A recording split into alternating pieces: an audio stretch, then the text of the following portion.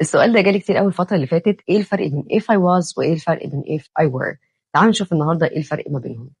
انا بستخدم if I were في ال hypothetical situations او ال imaginary situations اللي هي الحاجات الافتراضية، الحاجات اللي في الوقت الحالي هي مش حقيقية، هي افتراضية، هي تخيلية. زي مثلا لما اقول لك if I were a king I would give my people a lot of money. لو انا كنت king كنت اديت شعبي فلوس كتيرة، بس انا مش ملك، انا مش ملك في الوقت الحالي، فده imaginary situation، ده موقف تخيلي، فبالتالي انا بستخدم if I were. وهنا ما ينفعش ابدا استخدم if I was. طيب امال امتى استخدم if I was؟ لا، استخدم if I was لو انا بتكلم على past real situations or possible situations in the past، لو الحاجة ديت حقيقي حصلت في الماضي.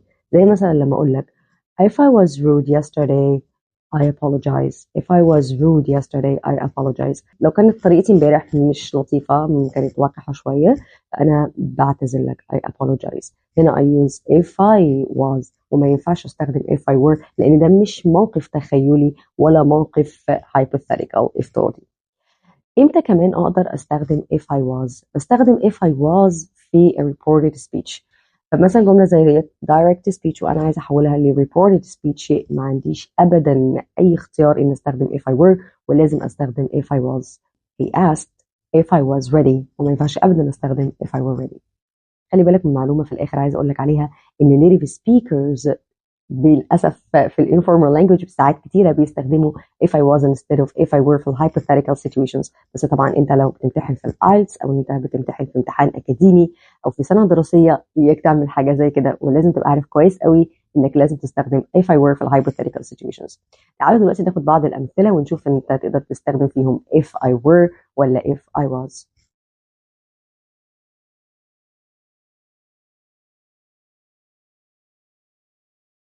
بالظبط، ده past situation، فأنا مش فاكر رحت الحفلة ولا ما رحتش، فهنا هستخدم if I was. I don't remember if I was at the party.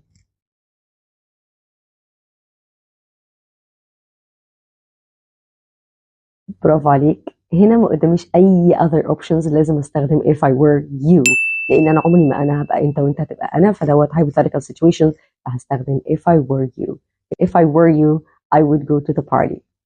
تعال نشوف الأخيرة.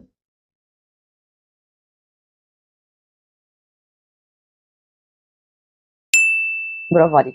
ده reported speech، فما ينفعش استخدم فيه if I were، ولازم استخدم if I was. وبكده نكون وصلنا لنهاية الفيديو، واتمنى ان يكون وضحت الفرق بين if I was و if I were. ما تنسوش تكتبوا في الكومنتس other examples عشان نصححها مع بعض. ولو عايزين اي فيديوز عن اي حاجة تانية ما تنسوش تكتبوا لي في الكومنتس، وما تنسوش طبعا اكيد اللايك والكومنت والسبسكرايب. Thank you for watching and follow for more.